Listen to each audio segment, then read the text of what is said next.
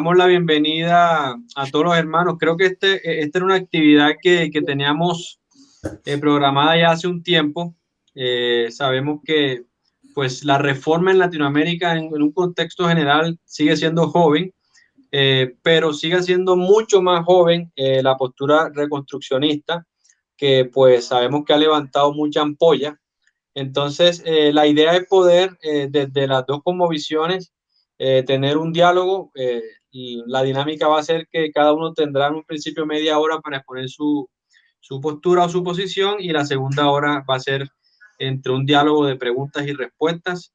Y de esta manera, pues, si está dentro de la providencia del Señor en este primer encuentro, poder aclarar algunas dudas que creo que mucha gente tiene. Así que, sin más preámbulo, en un principio quiero que cada uno de manera corta se presente, pues su nombre, a qué se dedican, qué han estudiado, y entonces, acto seguido, arranca Carlos con su posición.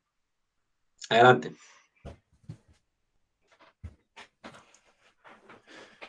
Bueno, me presento, no sé si ¿se me escucha bien? ¿Sí?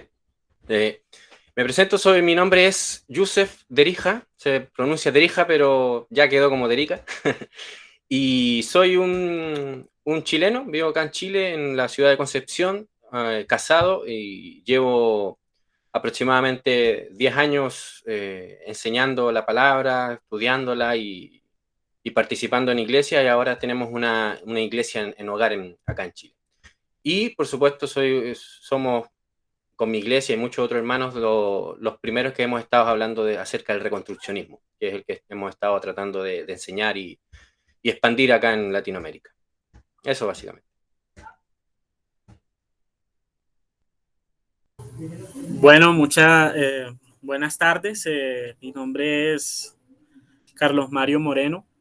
Yo soy de Colombia, soy colombiano, soy barranquillero, pero vivo en Bogotá hace mucho tiempo ya. Eh, Soy filósofo de la Universidad del Bosque en Bogotá y miembro de la Red Colombiana de Filosofía de la Religión. Soy presbiteriano reformado. Y bueno, pues la idea es que este sea un espacio para compartir y para conocer, como hace un momento leí, uno aprende más de la persona de la cual es contraria, ¿no? Entonces, si de pronto hay dos líneas aquí, pero diferentes, dos puntos de vista distintos, pero la idea es aprender de todo esto.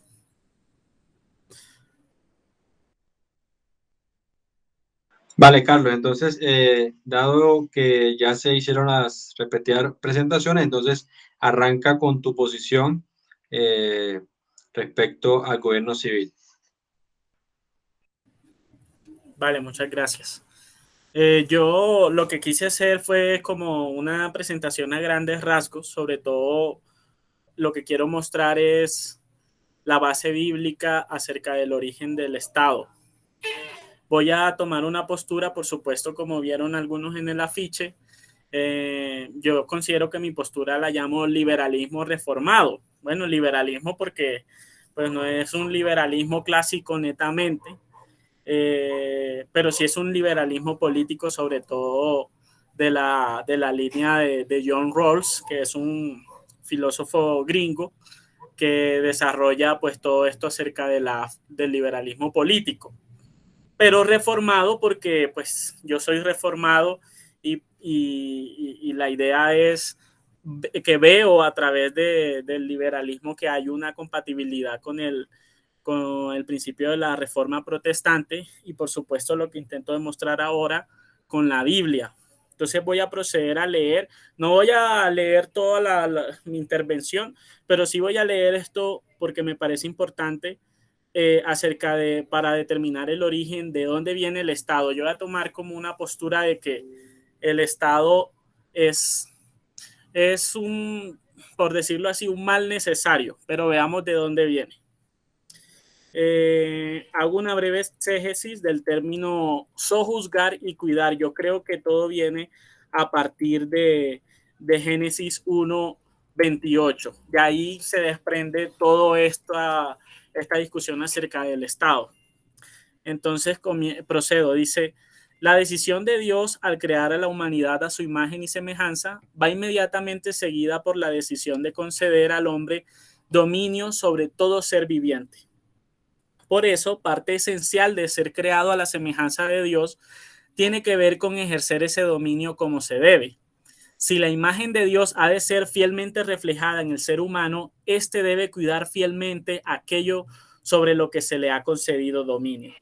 Y dijo Dios, dice Génesis 1, 26 al 28, hagamos al hombre a nuestra imagen conforme a nuestra semejanza, y ejerza dominio sobre los peces del mar, sobre las aves del cielo, sobre los ganados, sobre toda la tierra y sobre todo reptil que se arrastra sobre la tierra. Creó pues Dios al hombre a imagen suya, a imagen de Dios lo creó, varón y hembra los creó. Y los bendijo Dios y les dijo, sed fecundos y multiplicaos y llenad la tierra y sojuzgadla. Ejerced dominio, allí lo resalto, sojuzgad y ejerced dominio, sobre los peces del mar, sobre las aves del cielo y sobre todo ser viviente que se mueve sobre la tierra. La palabra sojuzgar aquí se refiere a la tierra. Este pasaje bíblico no es solamente prescriptivo, también es facultativo. Es decir, no solo se le da una ordenanza al ser humano, sino que se le capacita con las facultades necesarias para llevar a cabo esa orden. Y se entiende así porque el hombre es una criatura distinta a las demás, porque tiene la imagen de Dios. Puede ejercer dominio. Los imperativos de este pasaje de Génesis no son para un único hombre, no son solo para Adán, sino que se refieren al género humano. Los imperativos están en plural. Esa dotación al hombre es en general a todo el género humano, para dominar, sojuzgar, cultivar, o sea, yo entiendo cultivar como crear cultura, no solamente sembrar y cosechar, en razón del servicio a Dios que se le debe como criatura que somos. Es decir, el hombre actuaría como un mayordomo de Dios. Así que la expresión sojuzgar debe incluir un sentido de responsabilidad por los recursos necesarios para proveer para las futuras generaciones, tanto como las de la generación actual. El término sojuzgar significa en hebreo antiguo literalmente aplastar. Esta referencia la toma de Utley 1996, un exegeta. Este es un término fuerte que habla del dominio de la humanidad sobre la naturaleza. Los dos términos, sojuzgar y ejercer dominio, tienen la misma etimología básica que significa caminar sobre o aplastar, según Utley 1996. Esos verbos hebreos parecen sugerir la imagen de Dios en el ser humano, algunos atributos de Dios que también se encuentran en el hombre. Por ejemplo, así como Dios gobierna y controla su creación, así también el ser humano. La humanidad tiene dominio sobre toda la tierra creada debido a su relación con Dios. La humanidad tiene que dominar la creación como representante de Dios.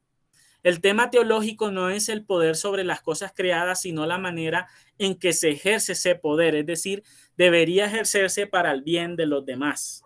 Pero cabe notar que la palabra sojuzgar implica un dominio no solo sobre la naturaleza, sino también sobre el hombre mismo. Esto no parece estar claro en el pasaje tal como lo leemos en nuestro idioma, pero en el idioma original, en el hebreo antiguo, se usa la expresión sojuzgar más de 20 veces de distintas maneras en el Antiguo Testamento, según Strong 1890. Para demostrar esto, desarrollaré a continuación una breve exégesis de esos dos pasajes del libro de Génesis, el 1.28 y el 2.15, donde aparece la palabra. El exegeta Bob Utley observa que la pluralidad de los verbos en el pasaje de Génesis 1.28 implica un dominio mutuo entre el hombre y la mujer. Ese pasaje equipara al hombre y la mujer en la creación, lo sitúa a la par ante el mandato y las facultades que otorga Dios a la humanidad. El segundo relato de la creación, el segundo relato de la creación se le ha reconocido como el relato ya vista, contiene una secuencia muy diferente. En ese relato Dios crea al hombre primero y después a los animales y al final crea a la mujer. La sumisión de la mujer llega únicamente después de la caída en el capítulo 3. eso lo resalta muy bien Utley según el Génesis 3:16. Así queda expresado según el diccionario hebreo bíblico y Strong Hebrew and Greek Dictionaries. El término sojuzgar en Génesis 1:28 se usa, como podemos ver aquí en pantalla resaltado, que quiere decir someter y conquistar. Lo encontramos con un uso referente a someter a la naturaleza, como parece también usarse el pasaje de Génesis.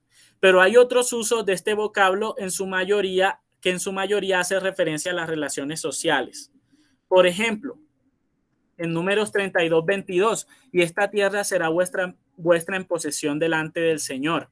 En Jeremías 34:11, pero después se arrepintieron y volvieron a tomar los siervos y las siervas a quienes habían dejado en libertad y los redujeron a servidumbre como siervos y como siervas. Entonces el rey dijo, ¿aún se atreve a hacer violencia a la reina estando yo en la casa? En Esther 7:8. Y en Nehemías 5:5 aparece el verbo, y algunas de nuestras hijas ya están sometidas a servidumbre y no podemos hacer nada porque nuestros campos y nuestras viñas pertenecen a otros. Y en el segundo de Samuel 8:11, que dice que el rey David dedicó también al Señor junto con la plata y el oro que había dedicado de todas las naciones que él había sometido. Otra forma de expresar el término es kabash. También la raíz de este uso del término sojuzgar tiene una doble aplicación, una negativa que hace referencia a pisar hacia abajo, ignorar, aplastar, y otra positiva que tiene que ver con conquistar. Esta forma de usar el término sojuzgar aparece 14 veces en la Biblia y significa someter, poner en cautiverio, forzar, violar, subyugar. Ahí están las referencias. Todos estos usos relacionados con las relaciones sociales y no solo con la naturaleza, como se entendería si nos quedamos con la lectura en nuestro idioma original, en nuestro idioma común, perdón. Por ejemplo, para poner más, por si los que dije antes no bastan, entonces tenemos Génesis 27:40, donde dice, por tu espada vivirás y a tu hermano servirás. O sea, siempre está en relación con otras personas. Así dice el Señor a Ciro, su ungido a quien ha tomado por la diestra para someter ante él naciones, Isaías 45:1. Dese cuenta que eso juzgar siempre está en relación con otros, no solo el hombre solo.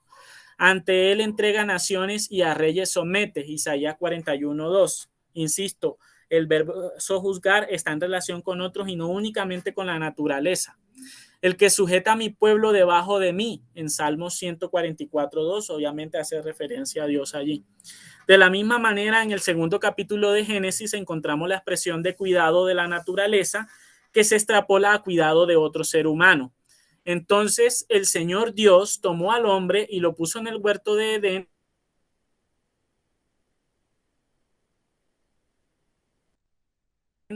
para que lo cultivara, Génesis 2:15.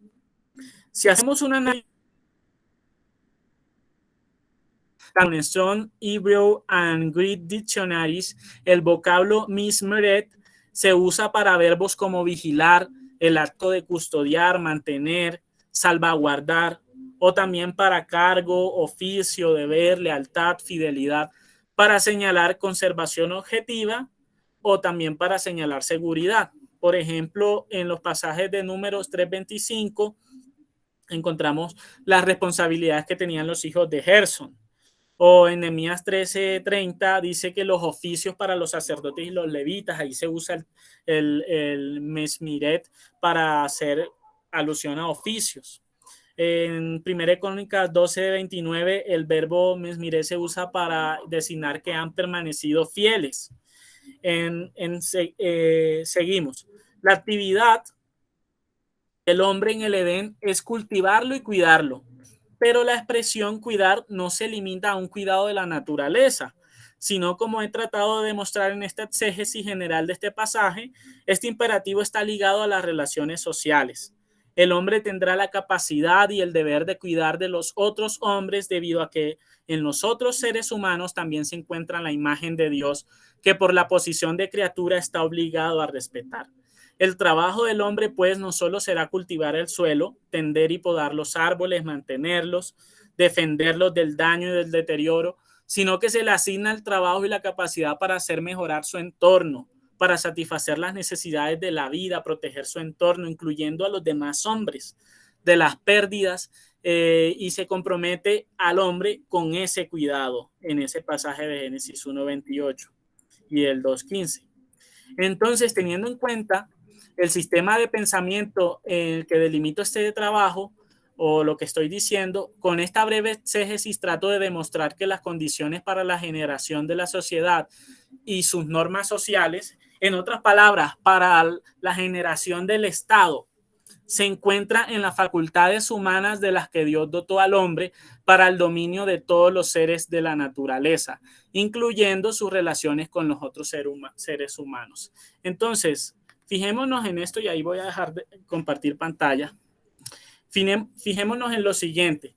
Ese verbo sojuzgar y cuidar, que son mandatos divinos en Génesis 1:28 y Génesis 2:15, son facultativos, o sea, están diciendo, Dios está facultando al hombre, no solamente dándole un imperativo, una orden, sino facultándole para que sojuzgue, o sea, para hacerlo, para que su naturaleza sea capaz de dominar. Entonces yo encuentro aquí como la semilla que germinará después en la generación de lo que hoy conocemos como sociedad y de lo que conocemos como sus normas sociales. Muy diferente, y aquí debo hacer esta aclaración, no normas morales, sino normas sociales como que tienen que ver más con el tono cultural, como, no sé, normas en la mesa, los bailes típicos, las camisas que se usan aprovechando la ocasión, las camisas que se usan así, el estilo de ropa y todo eso, que son normas sociales. Entonces, ¿de dónde viene ese germen del Estado, por decirlo así? Pues viene de esa facultad de la que Dios dota al hombre en Génesis 1:28 y en Génesis 2:15. Sin embargo, y lo sabemos, el hombre ha caído en pecado. En Génesis 3, Adán y Eva pecaron y en términos pactuales, toda la generación que venidera también caería en ese momento en desgracia por causa del pecado de Adán y Eva. Por tanto, su naturaleza se tornó en una naturaleza pecaminosa, lo que conocemos los calvinistas como una depravación total. Quedaron completamente depravados los hombres, y esto daña su relación con Dios, daña también sus acciones y lo separa profundamente e insalvablemente de Dios. O sea, el hombre queda totalmente separado de Dios y depravado. Esto es algo que compartimos muy bien los calvinistas. Y por esa razón, pues todo lo que el hombre produzca, o sea, esa facultad que Dios le había dado de dominar, de sojuzgar, de cuidar, pues no la va a saber usar. Por lo menos no la va a saber usar de acuerdo al propósito del cual Dios lo había capacitado. Quiero resaltar, por ejemplo, cuando Lutero ataca el sistema jerárquico de la Edad Media, de la Iglesia Católica y de las órdenes que en ese momento había, por ejemplo, en el sistema feudal, indicando que por su naturaleza pecaminosa, el hombre no puede querer que Dios sea Dios. Y eso pues es algo que está también en la Biblia cuando dice, no hay quien invoque a Dios, no hay quien quiera hacer el bien, no hay quien lo busque, en Romanos 3, ¿verdad? Entonces, Lutero, si queríamos hacer como una síntesis de las 95 tesis, podríamos decir que en ella se muestra que la naturaleza pecaminosa del hombre no quiere que Dios sea Dios, sino que solo puede tener como propósito la voluntad humana, esa voluntad rebelde y caída, solo tiene como propósito el ser ella misma un Dios para sí misma. Y eso es lo que implica el pecado, toda esa rebeldía contra Dios. El hombre está en enemistad con Dios, yo creo que esto no está en discusión aquí. Y no dejar que Dios sea Dios, por supuesto. Pero si el hombre quiere ser Dios, y aquí hago como una inferencia, si el hombre quiere ser Dios por causa de su naturaleza, y el hombre no está dispuesto a reconocer la autoridad superior de Dios, eso quiere decir que no hay alternativa. El hombre se reconoce a sí mismo como la máxima autoridad. Y por supuesto, el hombre está entendiéndose a sí mismo como soberano. Pero esa soberanía del hombre, que por supuesto es una soberanía caída, o sea, no es una soberanía realmente, sino él se cree soberano, él se cree la máxima autoridad. En el sistema mundano caído que el hombre construye después de la caída, el hombre se cree un Dios y esa jerarquía empieza desde el mismo hombre hacia abajo. O sea, no de Dios hacia abajo, sino desde el mismo hombre hacia abajo, la criatura controlando todo lo demás. Entonces, como el hombre se cree soberano, pero no lo es, sin embargo, niega la autoridad de Dios, ningún hombre, esto implica también que ningún hombre es más que otro. Ningún hombre es más que otro. Si el hombre se cree soberano, entonces yo me creo soberano, el otro también se cree soberano y todos los hombres caídos se creen soberanos. Y es lo que los filósofos políticos, sobre todo de la modernidad, comenzarán a decir que es el estado de naturaleza en el hombre contra el hombre. Lo que dice Hobbes, el hombre es un lobo contra el propio, contra el hombre. Porque claro, todos se creen soberanos y todos están en esa lucha por el poder. Entonces, aquí entra lo que conocemos como liberalismo, pero no un liberalismo clásico, sí tiene digamos, antecedentes en la filosofía de Locke, de John Locke, y también en otro filósofo después de John Locke como Tocqueville, etcétera.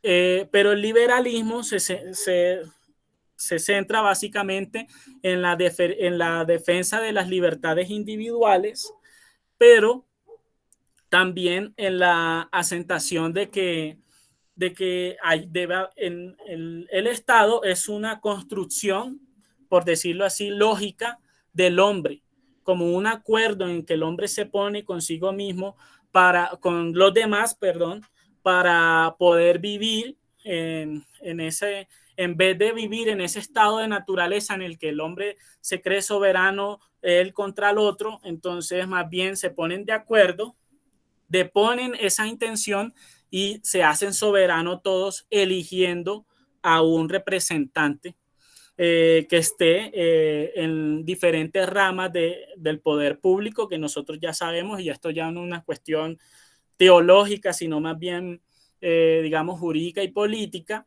acerca de que el liberalismo se caracteriza por ella, de la división del poder público en tres ramas, como son la legislativa, la ejecutiva y la judicial. Entonces, por eso llamo a esto como liberalismo reformado, porque tiene, o sea, tiene todas las cosas, las componentes del liberalismo, pero entiende y trata de hacer un rastreo de este liberalismo en términos bíblicos, como he tratado de demostrarlo. Sin embargo, todo esto implica que Dios no espera una sociedad perfecta.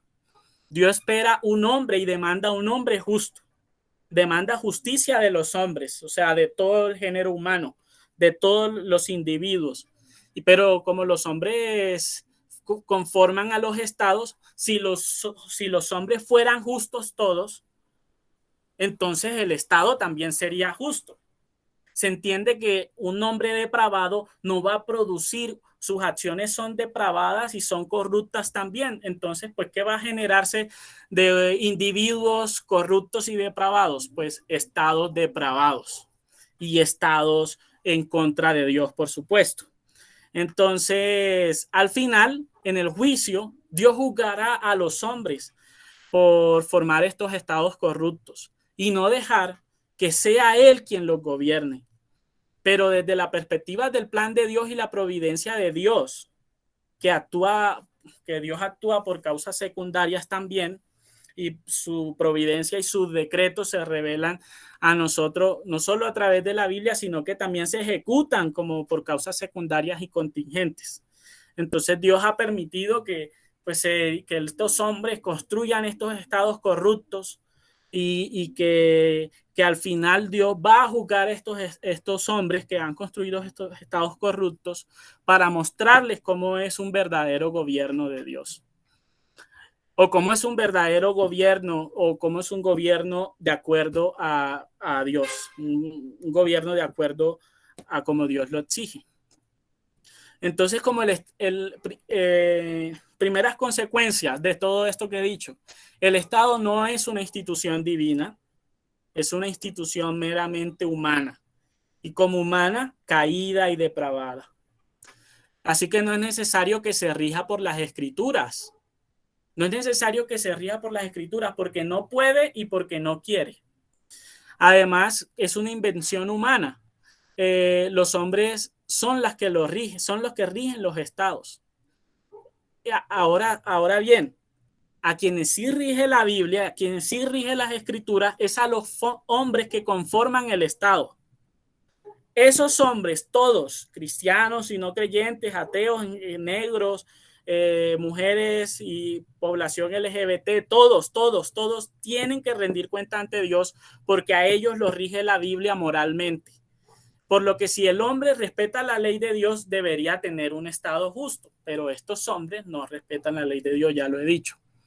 Pero no es así, entonces el hombre, por su naturaleza pecaminosa, y Dios tampoco esperaría que, y nosotros tampoco deberíamos esperar que el hombre construya estados perfectos o estados alineados a como Dios demanda. Pero que quede claro esto, Dios exige hombres justos y lo exige a través de su palabra a todos los hombres de forma individual, más no es una demanda a la sociedad en general, no es una demanda con un colectivo, no es que yo demando a Colombia que sea, no, todos los colombianos tienen que rendirle cuenta a Dios, no le rendiremos cuenta a Dios como país. Entonces el Estado no debe regirse por la Biblia, porque la Biblia no es una revelación para la sociedad, sino una revelación para el individuo y la familia. La Biblia dice que es la iglesia la que tiene las llaves, que a la cual Dios le ha dado las tablas del pacto, los profetas, las promesas. Es a la iglesia quien se le ha dado. Entonces el Estado es un gobierno de hombres, no es un gobierno de Dios, es un gobierno de hombres y que es una construcción humana mal hecha, por lo que del hombre caído no puede producir buenas obras para Dios y que en algún momento futuro será juzgado por Dios todos los hombres por la construcción de estados corruptos. Quisiera dejar hasta ahí la intervención para no tomarme más tiempo.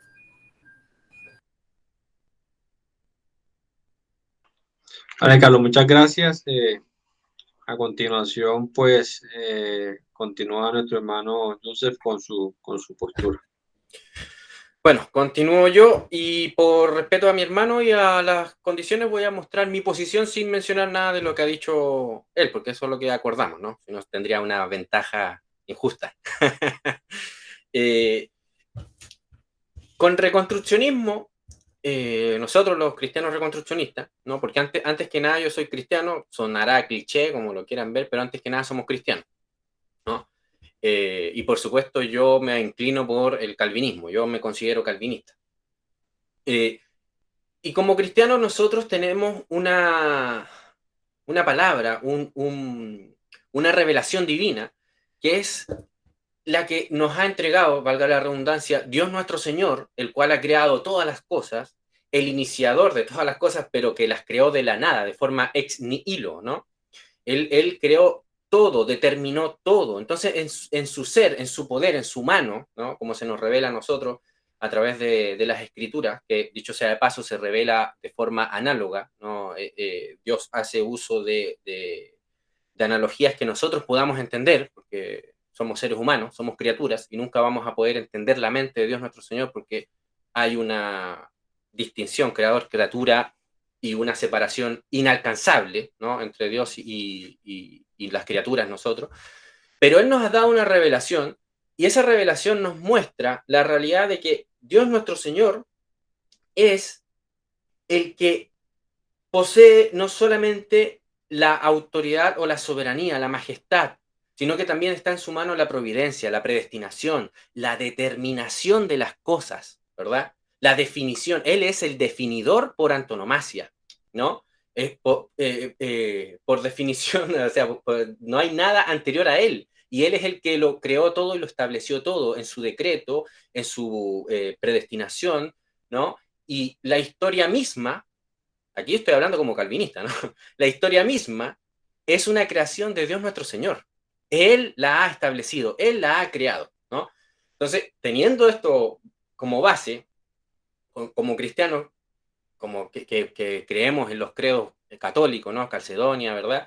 Eh, También afirmamos la distinción, como he dicho, de creador-criatura. También afirmamos, y no somos deístas, afirmamos la trascendencia de Dios nuestro Señor absoluta, ¿no? Que Dios no tiene una continuidad en su ser con la creación, pero al mismo tiempo afirmamos la inmanencia de Dios nuestro Señor, que es la única forma en la que podamos dar cuenta de la providencia y de la predestinación que Dios nuestro Señor lleva a cabo en la historia, ¿no?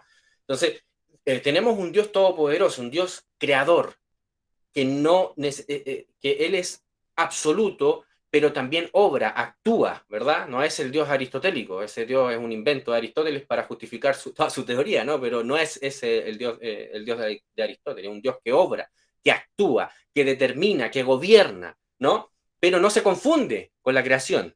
Eso es importante, no hay una, digamos, una continuidad entre el ser de Dios y los seres humanos. Por eso es que quiero dejar bien en claro la distinción creador-criatura. Eso es importantísimo para poder sustentar lo que vamos a defender aquí, ¿no? Entonces, tenemos esta realidad de un Dios todopoderoso que al mismo tiempo Él se revela y se revela de forma infalible, perfecta, absoluta. Su palabra hereda, por decirlo así, yo siempre me gusta decirlo en estos términos, la palabra de Dios hereda los atributos de Dios, es divina, ¿verdad? Por eso le llamamos santas escrituras. Es divina, es infalible, es perfecta, es eficaz, convierte, transforma, destruye, construye, ¿verdad? Eh, entonces tenemos esta base, esta piedra de toque para hablar lo que venimos a hablar aquí, acerca del gobierno civil, ¿no? O del Estado, como le quieran llamar. Como algunos que ya me conocen saben ya que yo considero que el Estado, y algo en lo que estoy de acuerdo con mi hermano Carlos Mario, es que el Estado no es algo que ha sido establecido por Dios, pero no lo afirmamos en el mismo sentido, ¿no? El Estado es una torre de Babel, ¿no? El Estado es una torre de Babel construida por hombres que, debido al pecado original, ¿no? Ellos se han declarado ser Dios, porque eso es el pecado original, eso es lo que ocurrió en el huerto del Edén, ¿no? La serpiente antigua le dio un consejo al hombre que es que ellos eran Dios y que ellos podían definir lo que es bueno, lo que es malo por sí mismos, ¿no? En ellos estaba la determinación, la definición de las cosas, la predestinación, ellos eran Dios, ¿no? Ellos podían definir las cosas. Y por tanto, todas las torres de Babel podríamos definirlas como Estado, ¿ya? Lo que no quiere decir que yo estoy negando el gobierno civil, que yo estoy negando todo gobierno. Y yo voy más allá de lo que mi hermano Carlos Mario decía. Yo digo que el gobierno civil no es posterior a la caída y no es debido al pecado. El gobierno civil, la ley de Dios nuestro Señor, es anterior a el pecado. Está con Adán, así como la iglesia misma está en Adán, así como el pacto es anterior a todas las cosas también, ¿no? Y el pacto es lo que contiene la ley de Dios nuestro Señor y su voluntad para con la creación y con el hombre. Entonces, dejando claro todas estas cosas, vamos a establecer un poco la posición del por qué yo creo lo que voy a decir a continuación, que es la tesis fundamental. ¿Ah?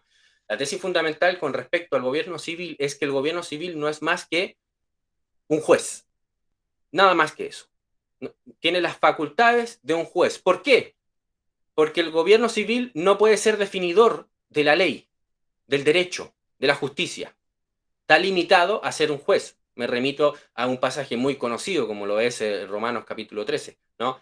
Que el apóstol Pablo inspirado por el Espíritu de Dios, llama a los gobernadores de aquel entonces, los llama como servidores, diáconos en el griego, que es un servidor, alguien que sirve a las mesas, ¿no? Da como la imagen, ¿verdad? Para que se entienda que él simplemente es un servidor de Dios, no es un señor, no es un Kyrios, ¿no? Porque el Kyrios, el único Kyrios que tenemos es a nuestro Señor Jesucristo, que está sentado a la diestra de Dios Padre, gobernando hoy en día hasta que todos sus enemigos sean puestos a sus pies.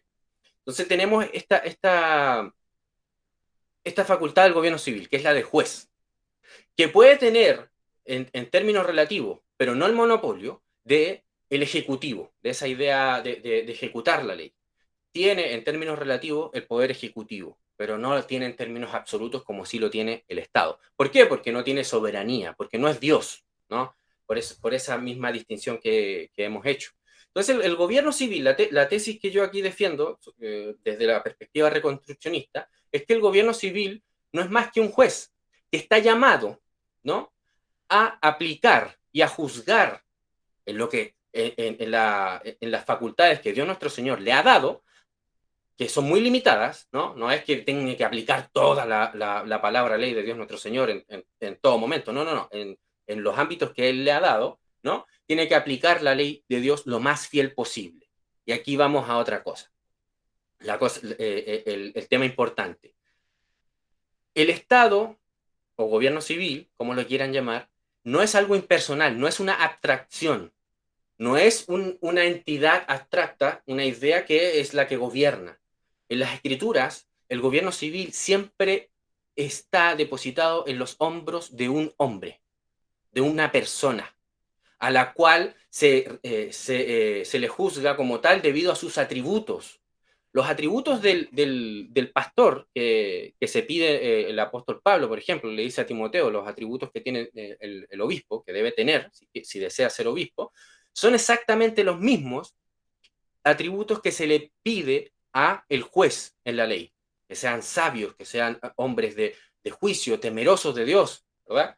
Entonces, en todas las escrituras siempre se ha dejado claro que el gobierno civil es una cosa personal. ¿Por qué? Y aquí viene otro concepto más, ¿no? El concepto de la representación.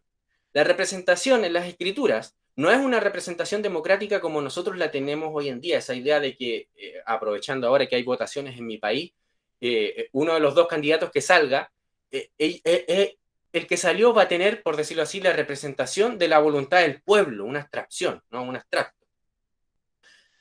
Eso en la escritura no existe. Lo que existe es la representación por mandato específico, por mandato, ¿cómo es que se decía? Por mandato explícito, ¿no? Por ejemplo, dar un ejemplo, cuando el rey Saúl había sido elegido como rey, debido al pecado del pueblo, porque Dios no había instituido la figura de rey en la nación, Dios le da órdenes específicas. Incluso en un momento cuando tenía que ir a una guerra, ¿no? Dios le dio un mandato específico. El rey estaba representando a Dios en un mandato específico, ¿verdad? Era el de gobernar con su ley y aplicar su ley. ¿Qué pasó cuando Saúl ejerció discreción al aplicar su gobierno? Esto es decir, mira, esto es lo que me mandó Dios, pero es más sabio hacerlo de esta manera. ¿Qué pasó en ese momento? Que Saúl dejó de representar a Dios y sobre Saúl llegó el juicio de Dios nuestro Señor, ¿no? Me remito a las historias de Primera Samuel, ¿no? En el capítulo 20 aproximadamente por ahí. Y vemos que en todas las escrituras, siempre, y desde el inicio, los jueces, o sea, Moisés, por ejemplo, cuando empiezan Coré y sus secuaces empiezan a criticarlo y a cuestionarlo, Moisés les dice, ¿quién soy yo? ¿Por qué me critiquen? No soy más que lo que se diría, por ejemplo, en términos neotestamentarios, se me olvidó la palabra, un administrador, un mero siervo, un simple administrador, nada más que eso, ¿no? Yo no soy nada para que vengas a reclamarme a mí, reclámale a Dios, porque yo simplemente estoy representando lo que Dios exige, lo que Dios está exigiendo, ¿no? De forma limitada, por supuesto, con la facultad limitada que Dios le había dado a Moisés, ¿no? Entonces, eso que quede bien claro, la representación democrática no es una representación bíblica, ¿no? Imagínense a alguien que diga estoy representando a Dios y que diga que su voluntad personal es la divina. No, no es así. El que representa a Dios debe, en las escrituras y en el gobierno según la ley de Dios, es el que aplica la ley de Dios fielmente. Eso es el que es un hombre conforme al corazón de Dios, el que aplica fielmente la escritura. Ese es un juez que está representando a Dios. Y fíjense ustedes, tanto en el Antiguo Testamento con el pueblo de Israel como con el del Nuevo Testamento, se llama a los individuos del pueblo de Dios a ser reyes y sacerdotes. Esto es, a representar a Dios en su vida, ser sacerdotes y reyes, ¿no? ¿Y qué es esto? Sino aplicar la palabra de Dios en todos los ámbitos de nuestra vida, ¿verdad? En nuestro ámbito personal, familiar, etcétera, ¿no? Entonces, entendiendo estas cosas fundamentales, básicas, uno se va dando cuenta que para entender correctamente lo que es el Estado, lo que es el gobierno civil, ¿no? Yo prefiero no llamarle Estado, pero como se llama tanto, bueno, digamos el Estado. Hay que ir al pacto. Y esto es de reformados. Esto sí que es de una tradición reformada.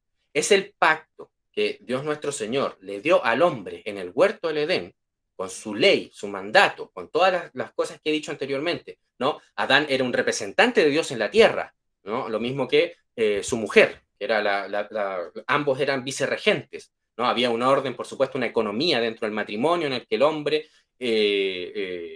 tiene primacía en el gobierno, ¿no? Pero no una primacía como para someter a la esposa, dominarla, no. Estamos hablando antes del pecado, sino de cogobierno. Es una ayuda idónea, perfecta para el hombre y la mujer, ¿no? Y el hombre, ¿qué es lo que tenía que hacer? Representar a Dios en la tierra. ¿Y cómo lo hacía? Ejerciendo dominio sobre la creación. Y en ese ejercicio de dominio se refleja tanto el pacto, por supuesto, pero también es la misión de la iglesia, también es la misión de juzgar, la misión de un juez del gobierno civil. Por eso es que yo digo que el gobierno civil, o el Estado, como le quieran llamar, es anterior al pecado, porque el Estado es algo positivo, si es que le queremos llamar Estado nuevamente. El gobierno civil es algo positivo, es algo bueno, algo santo, ¿me entienden? Que los hombres construyan sus torres de Babel, ¿no? Que representen otros dioses, eso ya es otra cosa, pero el gobierno, la ley, la justicia deben representar a Dios nuestro Señor, y por eso que es algo santo, ¿verdad? Lo mismo que la iglesia tiene una misión, ¿verdad? Y ya vamos a hablar acerca de eso, de la misión de la iglesia con respecto a la reconstrucción. Entonces vemos que en el inicio Dios creó, teniendo claro esta distinción, creador criatura, teniendo claro la trascendencia y la inmanencia de Dios, creó al hombre para que ejerciera dominio sobre la creación. Y ese dominio es bajo los términos del pacto, bajo los términos de la ley de Dios. El hombre no podía ejercer dominio sobre la creación, sobre los animales, como se le diera la gana, como si fuese Dios. No, lo debía hacer como siervo de Dios, como un diácono. Ahí se me había perdido esa palabra, ¿no? Como un diácono de Dios nuestro Señor, en representación de Dios. Y el mandato que Dios le había dado era claro y explícito, ¿no? Y por supuesto, Dios nuestro Señor nos creó a su imagen y nos dio una esencia como seres humanos en la que tenemos ese aspecto natural, ese impulso de ejercer dominio, ¿no? Pero tiene que ser en términos de la ley de Dios, en términos piadosos. Una vez que el pecado entró al huerto con Satanás, ¿no? Lo que hizo el pecado fue trastornar todo esto, darlo vuelta, ¿no? En vez de que el Dios sea el que ejerciera dominio sobre el hombre, el único legítimo que tiene, la única legitimación que tiene para ejercer dominio sobre un hombre es Dios, el único que es legítimo, ¿no? En términos justos, y el hombre ejercer dominio sobre la tierra, resulta que la serpiente dio vuelta a todo, ¿no? Ahora, el hombre iba a juzgar a Dios, el hombre iba a definir a Dios, el hombre iba a sentarlo en la silla para juzgar a Dios. Se dio vuelta absolutamente todo. Y el pecado lo que trajo entonces fue el deseo en el hombre de desear ser Dios, de determinar la ley, de determinar lo que es lo justo, lo injusto, lo bueno y lo malo, de predestinar, de hacer todas las cosas como si Él fuese Dios, ¿no?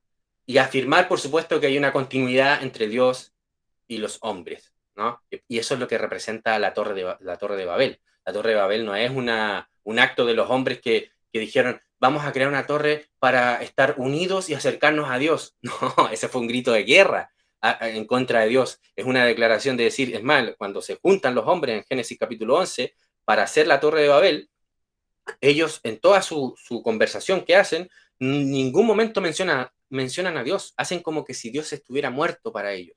Para nosotros, Dios está muerto. Nosotros somos los que definimos la justicia, la ley, los que nos organizamos. Y por tanto, nosotros somos los que definimos todas las cosas. Somos el definidor de las cosas.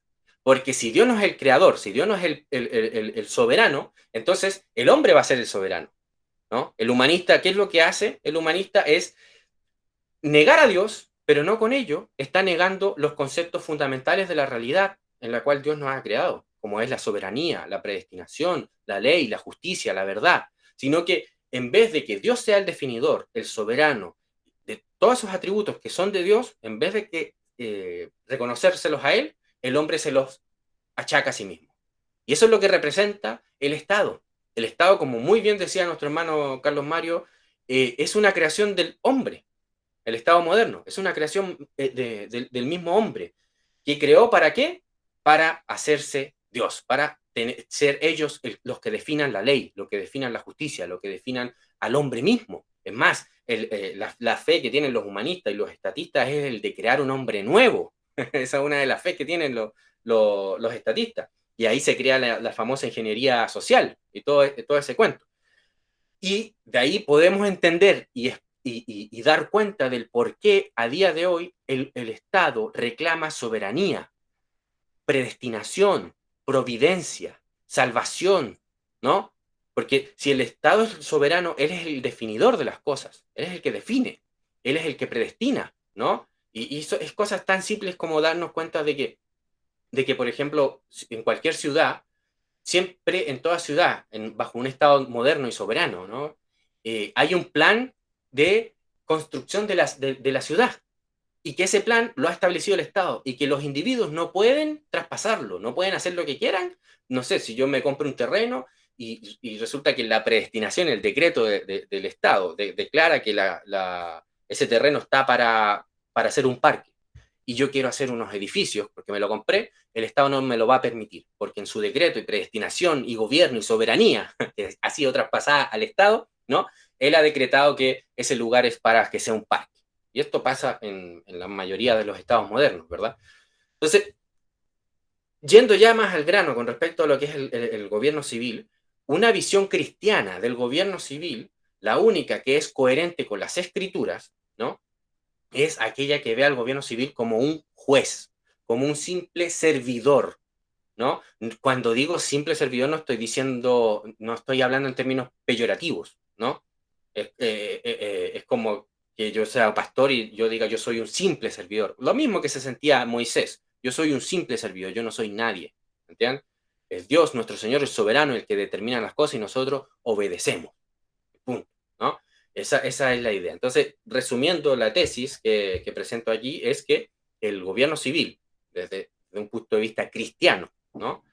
El gobernador, el juez, ¿m? Que es una persona, no es una abstracción, volviendo a lo que había dicho anteriormente, él es un juez, no es legislador, no crea ley, no define la ley, no determina las cosas, sino que él simplemente está llamado a aplicar la ley a los casos que le sean traídos y a los que sean necesarios, digamos, juzgar, ¿no? Pero no está llamado a más allá de ello, ¿no? No está llamado el gobierno civil por ejemplo, determinar, legislar sobre educación. No está llamado el gobierno civil a legislar, a determinar sobre cultura. No está llamado el gobierno civil a legislar, a determinar sobre la salud, ¿no? Es que el gobierno civil no está llamado a legislar en nada, ¿me entiendes? Desde esta perspectiva, desde esta tesis que presento aquí, ¿no? No está llamado a legislar en nada porque Dios nuestro Señor ya ha dado una palabra autoritaria, ¿verdad? Termino diciendo que, claro, presento esta tesis, presento esta visión. Y usted me dice, claro, pero es que usted me está presentando una idea bonita, una idea buena, todo, pero el mundo está en otra cosa, ¿verdad? El mundo está yendo por otro camino, el camino de las Torres de Babel, ¿no? ¿Qué hacemos con eso? ¿No? ¿Qué hacemos con eso? Bueno, el reconstruccionismo ha dado una respuesta tentativa, porque siempre la palabra del hombre siempre es falible, ¿no?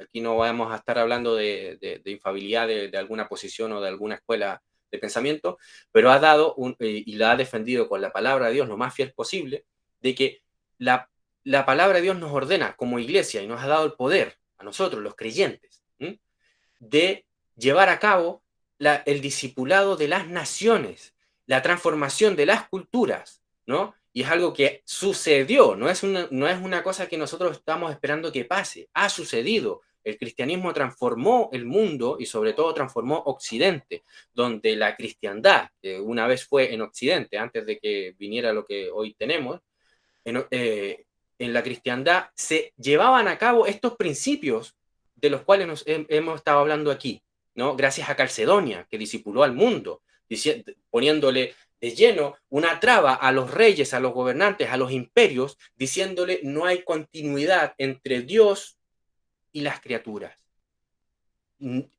Al declarar, por supuesto, que en Cristo, nuestro Señor en su persona, tiene una naturaleza 100% divina, y al mismo tiempo tiene una naturaleza 100% humana, y 100%, y no se confunden una con otra, no se mezclan, ni se confunden, sino que se establecen cada una, y hay una separación total, ¿no? En Calcedonia de la divinidad con respecto a las criaturas, no hay mezcla, ¿verdad? Y esto enseñó a Europa, a Occidente y al mundo, enseñó que los reyes no eran esa conexión entre Dios y las criaturas, lo que hacían los sigurat, que son los que son las torres de Babel, porque la torre de Babel era un sigurat, ¿no?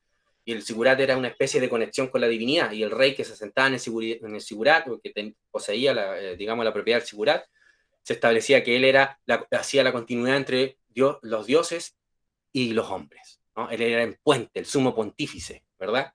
Bueno, nuestro sumo pontífice es nuestro Señor Jesucristo, en el cual su naturaleza humana y su naturaleza divina no se mezclan ni se confunden, sino que son establecidas. Él es 100% hombre y 100% Dios, ¿no? Y también creemos que tenía dos voluntades, una voluntad divina y una voluntad humana. No estaban mezcladas ni confundidas, como bien lo establecen los credos católicos. Y en esa circunstancia fue como la iglesia, a través del poder del Espíritu Santo, de la predicación, no de la guerra con armas de la carne, no con la fuerza, no con guerra, sino con enseñanza, con la predicación del Evangelio, de la ley de Dios, la misericordia de Dios, la gracia de Dios nuestro Señor, es el arma, la herramienta que tenemos para discipular al mundo y transformarlo. Es a través de la predicación, ¿no? Y donde se reconstruye, no se construye, porque se reconstruye. ¿Por qué se reconstruye? Porque Dios nuestro Señor creó todas las cosas y las creó con un orden, las creó buenas, las creó santas, las creó justas. Es el hombre, a través del pecado, de esa revolución, de esa rebelión contra Dios, que ha destruido las cosas. Pero con el Evangelio nosotros venimos a reconstruir como iglesia el mundo y llevar todas las cosas, como dice el apóstol Pablo en 2 Corintios capítulo 10, versículo 3 al 6, llevar todas las cosas a el sometimiento de nuestro Señor Jesucristo, en el cumplimiento del Salmo 110 y de todas las profecías. Todas las cosas van a ser restauradas, van a ser redimidas en Cristo, y lo están siendo en la historia. Esa es la promesa, esa es la fe que tenemos los cristianos, ¿no? Y la ley, si uno la estudia, la ley de Moisés, un principio básico de la ley es la restauración y la restitución del daño hecho. Es el principio del pacto. Si Adán y Eva han hecho daño a Dios, a la majestad de Dios, y han pecado, ellos deben restituir, ellos deben restaurar las cosas. Pero ellos no tenían la posibilidad, ¿no? Ellos, por supuesto, no tenían la fuerza ni la posibilidad de hacerlo, y Dios nuestro Señor, en su gracia y misericordia, dio la salida para que se restauren todas las cosas, ¿no? Esa es la fe que nosotros como reconstruccionistas estamos enseñando, estamos llevando a cabo, por supuesto desde una perspectiva postmilenialista, teonómica, ¿no?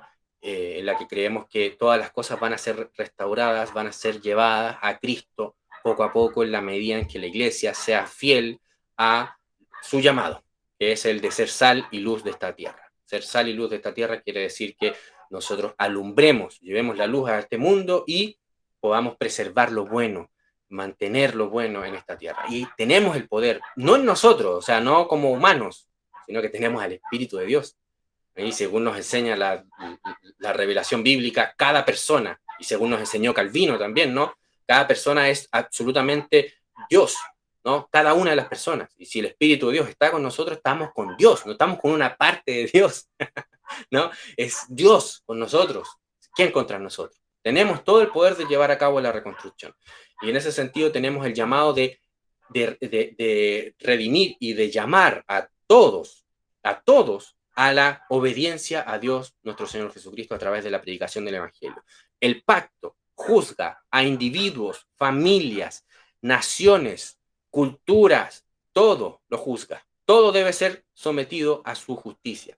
Pero recordemos, Dios es el soberano, no nosotros. Nosotros no determinamos el juicio. Nosotros no tenemos la facultad de llevar a cabo, digamos, según nuestra discreción, cómo ejecutar el juicio, ¿no? Por ejemplo, Dios nuestro Señor juzgó a Canaán, ¿verdad? En la historia la juzgó a esas naciones.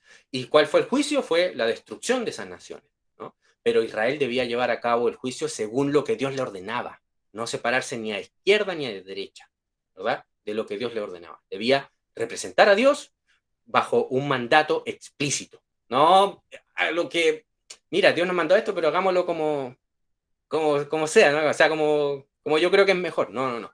Dios nuestro Señor es soberano y debe ser respetada su palabra porque es infalible, es poderosa, y yo creo personalmente, como me transformó a mí mismo, siendo un pecador, un vil, sucio pecador, me transformó a mí mismo, creo que tiene poder para transformar a las naciones, y lo hemos visto en la historia a través de lo que ha hecho la Iglesia en el mundo. Con eso creo, termino. Yo sé que hay muchas cosas más que decir, muchas cosas más que hablar, y lo mismo creo que el hermano Carlos Mario diría lo mismo. Hay mucho más que aclarar, mucho más que conversar, pero esto es básicamente como una oposición con respecto al gobierno civil. Muchas gracias, Joseph. Bueno, ahorita viene el espacio de pregunta contra preguntas y réplicas, ¿vale? Entonces, ya Carlos dio su posición, Joseph también. Entonces, el contexto de esta reunión la hemos hecho, gracias al Señor, en el contexto de hermanos en la fe que pues tienen unas posiciones puntuales, y la idea precisamente es, en el contexto de una conversación cotidiana, hacer preguntas acerca de las dudas o de los puntos que cada uno tiene. Entonces, a continuación vienen los espacios de preguntas y respuestas.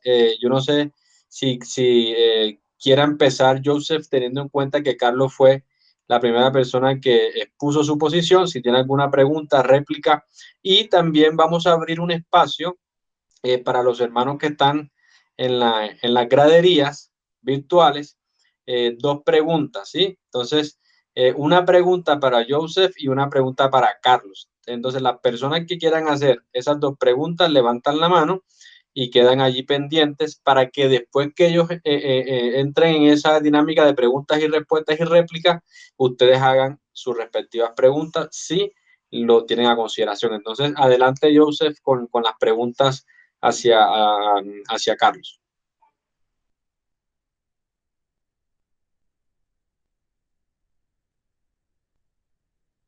Hermano, el micrófono. Ahora sí, ya.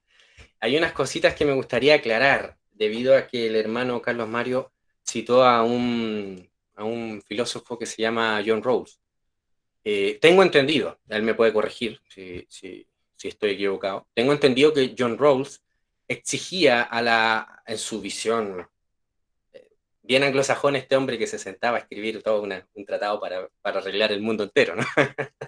Pero él decía que una sociedad, si es que yo no lo entendí mal, nuevamente el hermano me puede decir si estoy bien o no, el hermano, perdón, este tipo, John Rawls, decía que la sociedad debía hacer un contrato social, que está con este mito del contrato social. Yo como reconstruccionista no rechazo de lleno el contrato social. Yo digo que es el pacto de Dios nuestro Señor, el único contrato social legítimo. Él decía que para llevar a cabo el contrato social, o sea, para organizarse políticamente, todas las partes de los que componían la sociedad debían hacer como si ellos no supieran cuál es su condición, ¿no? Como que ellos como que no, es como que supongamos que yo soy rico y estoy en una sociedad que hay unos pobres, hay otro rico, hay otro, un juez, pero yo cuando llego a hacer el contrato social, supuestamente él decía que debíamos tener una posición neutral en la que no supiéramos qué somos y que podríamos salir en la tómbola, si es que, por poner así una analogía, podríamos ser pobre. Y si soy pobre y me tocó ser pobre y yo decidí hacer una ley o alguna idea que puse en el contrato social que perjudica a los pobres, saldría perjudicado. Así que en una de las cosas que él exigía, creo que fue en sus primeros periodos de filósofo, que creo que después cambió de opinión, pero esta es la idea básica, de que él exigía que todos asumieran una neutralidad, ¿no? ¿No es eso, hermano Carlos Mario, lo que exigió Satanás en el huerto del Edén? Neutralidad y juzgar a Dios y juzgar a todas las cosas como puede ser cualquier cosa, ¿verdad? ¿No ese es el consejo que la serpiente le dio a Adán y a Eva? Una neutralidad y analiza las cosas, puede que no sean como en realidad son, ¿entiendes?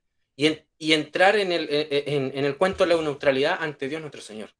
Entonces, la pregunta es, ¿cómo es que usted relaciona a John Rawls con la tradición reformada o incluso con el cristianismo? Eso me gustaría a mí saber.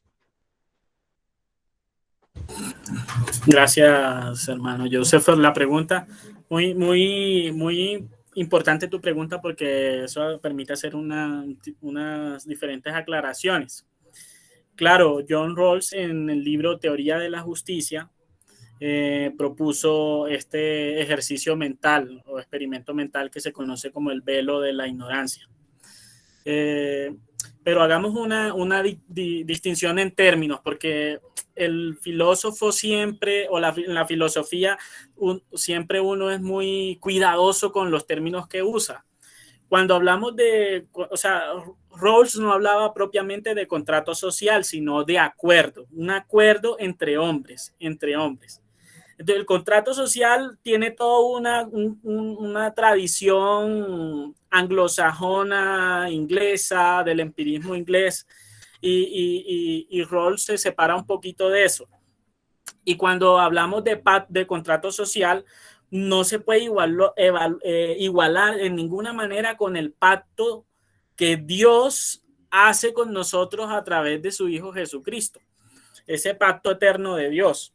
Nosotros sabemos que el pacto que hace Dios lo hace con su Hijo Jesucristo y por tanto sus simientes, pero un contrato social es entre hombres, ahí Dios no está incluido. Y precisamente Dios no está incluido porque el hombre se cree que tiene una soberanía, porque él se cree Dios. En eso consiste la caída, como tú lo habías dicho.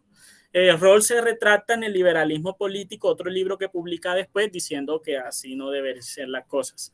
Pero en cuanto a tu pregunta, yo creo que no necesariamente, o sea, puede hacerse esa comparación, como igualar la propuesta de Rawls con la de la serpiente en el huerto del Edén, porque Rawls no está diciendo, no está, o sea, hay todo un trasfondo en esa propuesta de Rawls.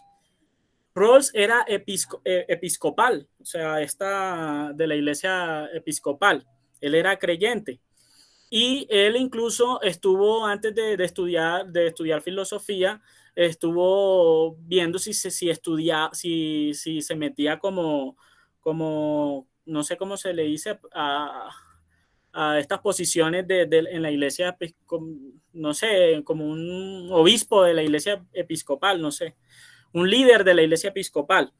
Pero tuvo que ir al ejército y renunció a eso. Él tuvo un libro al final de su vida que se llama Sobre mi religión, y ahí él explica que su intención con esta teoría de la justicia lo que busca es proponer, porque él cree que un Estado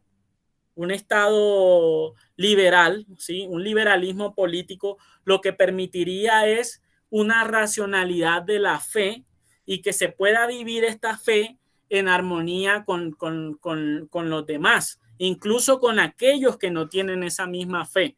Entonces, lo que Rawls estaba proponiendo más bien no era una rebeldía contra la fe, que es la que se propone Satanás ahí en el huerto del Edén, una rebeldía contra la institución de Dios, contra su pacto, contra el pacto que había hecho con Adán y sus mandatos, sino que Ron lo que está viendo es, hay un problema posterior a esa caída. ¿Cómo arreglamos esa situación? Pues esa situación se puede arreglar a través de un acuerdo en el que todos nos entendamos como en la misma posición, más que iguales, porque el término igualdad tiene digamos, o sea, podemos entrar a debatir en igualdad, que no somos iguales, que algunos somos morenos, otros son blancos, etcétera, pero lo importante aquí es estar en la misma posición. Por eso él nos invita a un ejercicio de cerrar los ojos y decir, si yo no estuviera en la religión mayoritaria en el estado que me va a tocar, ¿cómo me gustaría que me trataran a mí? O sea, ¿cómo yo podría vivir en paz sin tener que ejercer la violencia para poder ejercer mi culto? ¿Cuáles serían las condiciones necesarias para eso? Y era la pregunta que él estaba tratando de responder allí. Luego la responde diciendo, pues, que hay que garantizar unas libertades mínimas y estas cantidades de diferencias, por supuesto que hay, porque no estamos en la misma posición realmente. Entonces dice, esas diferencias hay que repartirlas con igualdad. Esas diferencias hay que repartirlas entre todos. Entonces, aquí no cabe esa analogía, mi hermano. No creo que ese paralelismo entre lo que Satanás proponía y lo que propone Rawls, porque Rawls no está invitando a apostatar de la fe, ni está invitando a rebelarse contra Dios, ni nada de eso, sino que está invitando a cómo hacemos para vivir bien, en armonía, que todos estemos, podamos ejercer nuestra fe y nuestras libertades individuales sin necesidad de meternos aquí a matarnos los unos con los otros, como sucedió en Europa después de la Reforma Protestante, o como sucede en algunos otros países en los que budistas se matan con musulmanes y cristianos caen también allí dentro de toda esa violencia de religiones que hay, sobre todo en la parte oriental del mundo, ¿no? De nuestro mapa mundi. Entonces, no creo que caiga ese paralelismo, mi hermano.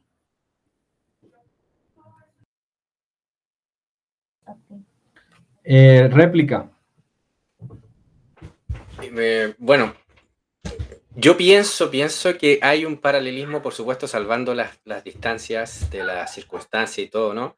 Pero hay un principio que comparte tanto John Rawls con la serpiente en el huerto del Edén, que es el principio de la neutralidad, en el que no hay un absoluto, en el que no hay una ley absoluta, un estándar absoluto. Y recordemos, Satanás no vino aquí al huerto, no vino a traerle este consejo al hombre y a la mujer de forma explícita. Oye, rebélate contra Dios. No, fue de forma neutral. O sea, fue llegando así como tratando de razonar, ¿verdad? Y de llegar a un digamos, a un punto. Por supuesto que el punto de Satanás era el de rebelarse. El punto de John Rawls era el mismo punto, hasta donde yo veo, ¿no? El mismo punto que buscaban los hombres en la Torre de Babel, el tener una unidad sin Dios, ¿no? Y ya sabemos cuál es el juicio de Dios nuestro Señor con respecto a las Torres de Babel. Así que en ese sentido no creo que sería muy cristiano apoyar o mezclar una visión cristiana con unas visiones como estas, ¿no? De que buscan una unidad en términos del hombre. Al fin y al cabo, el hombre sería el definidor, el hombre sería el determinador, el predestinador. Se pasarían todas las virtudes de Dios nuestro Señor, se pasarían al hombre. Por tanto, yo veo un paralelismo claro en el pensamiento de John Rawls con un principio de la serpiente, que es la neutralidad. Ok, Carlos, ¿Otra réplica? No, bueno, si quieres réplica, puedes hacerlo, o si no, pues entonces una pregunta. Una réplica cortica. Es Dale. sí hay un absoluto en Rawls, y sobre todo después en su madurez de pensamiento, cuando publica El liberalismo político, su libro, él dice, hay dos absolutos aquí, y es que la realidad es que la sociedad es plural porque hay diferentes creencias, diferentes cosmovisiones, diferentes formas en que se entiende la vida. ¿Cómo hacemos, dice él, para que estas cosmovisiones y estas diferentes creencias puedan vivir sin necesidad de ejercer la violencia? Entonces, el absoluto aquí es el liberalismo. El absoluto aquí es el liberalismo, y no necesariamente tiene que ir en contra de lo que enseña, de la soberanía de Dios o de la... Ok, hermano, cortito. Pero ahí simplemente me está dando a entender que John Rawls, en vez de reconocer el absoluto en Dios, lo ha traspasado a otro lugar. Eso es lo que me ha hecho ver. Es que el absoluto no es necesariamente que Dios, porque entonces Rawls sería reconstruccionista. Rawls no es reconstruccionista, es liberal. Si no, sería reconstruccionista, porque el liberal también entiende que hay una realidad, y tal vez, y como él lo reconoce en su tesis de pregrado, donde esa realidad es causada por el pecado. Ahora, ¿cómo entro yo a vivir sobre esa realidad?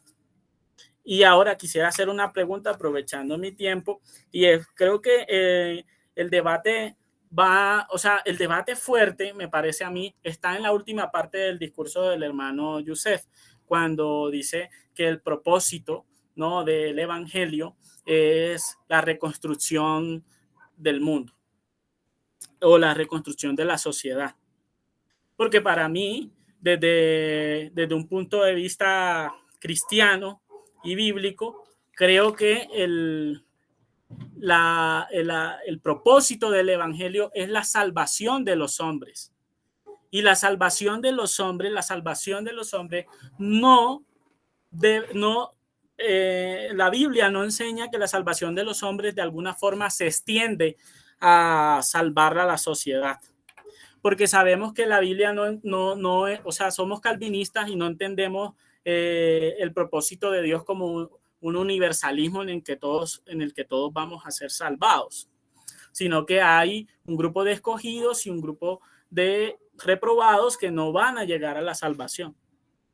Entonces, siempre tal reconstrucción, debido a que el grupo de escogidos, dice, muchos son los llamados, pocos los escogidos, por lo tanto el grupo de escogidos va a ser menor que el grupo de los reprobados, lo que quiere decir que no hay forma en que en algún momento estos escogidos sean tantos que los estados o los gobiernos civiles se adecúen a la visión de gobierno civil que el reconstruccionismo está proponiendo.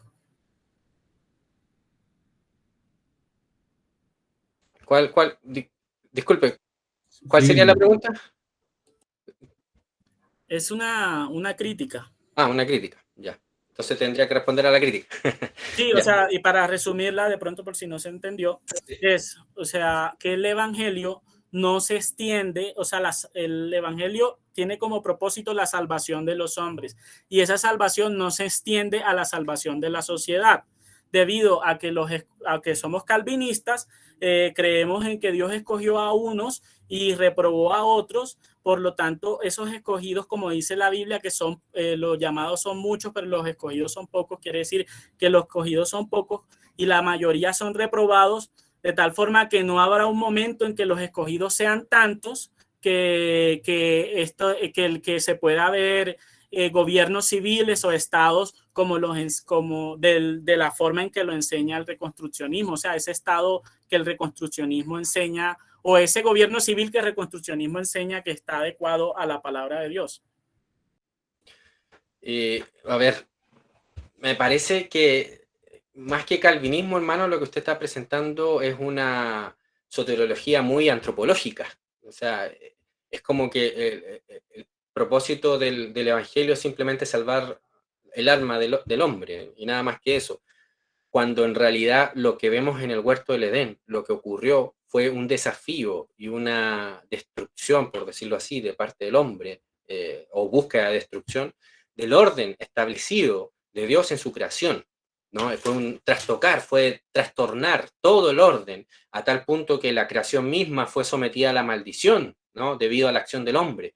Entonces, me parece que reducir el evangelio a simplemente la salvación del hombre, a un punto ya de decir el alma del hombre solamente, me parece que es muy aventurado, porque la ley de Dios, si uno estudia la ley de Moisés, ¿no? El Pentateuco, uno va a encontrar que la ley es muy material, tiene mucho que ver con la creación, con las cosas que vivimos, o sea, no es algo que habla de las cosas celestiales, sino de las que vivimos acá, ¿entienden? Lo que somos. Y la búsqueda de la ley es el establecimiento de la justicia, de la misericordia de Dios entre los hombres. Entonces, ¿para qué Dios nuestro Señor dio una ley al hombre para que viviera en ella, si es que resulta que, debido al panorama que usted nos dio, hermano, son poquitos los que van a ser escogidos, y esos poquitos escogidos no tienen poder alguno para hacer nada en la sociedad? Me parece muy reducido su visión calvinista, y me parece que es más un trastorno del calvinismo. En realidad sería una especie de degeneración de lo que sería el calvinismo en sí. Y además de eso, como ilustración, no me gusta hacerlo como prueba, porque uno cuando tiene una posición puede ir a la historia y puede justificar cualquier cosa con la historia, ¿no? Pero como a modo de ilustración, vemos que la cristiandad no salió, no fue una cosa casual. La cristiandad fue una transformación masiva de cristianos, ¿no?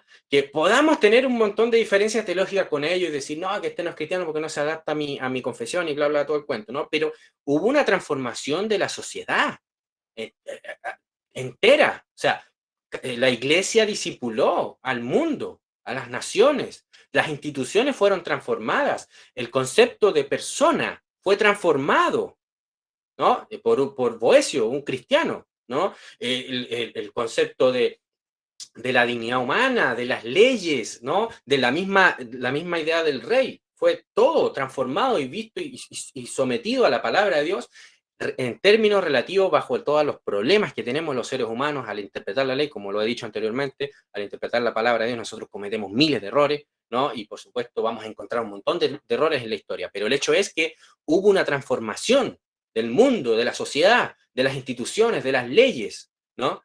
Y por tanto reducir el evangelio a que es meramente la salvación de las personas y que prácticamente vamos a vivir escondiéndonos del mundo porque el mundo es contrario a Dios, me parece que ni siquiera yo le llamaría a eso calvinismo. No sé, no creo que le haga justicia, mi hermano.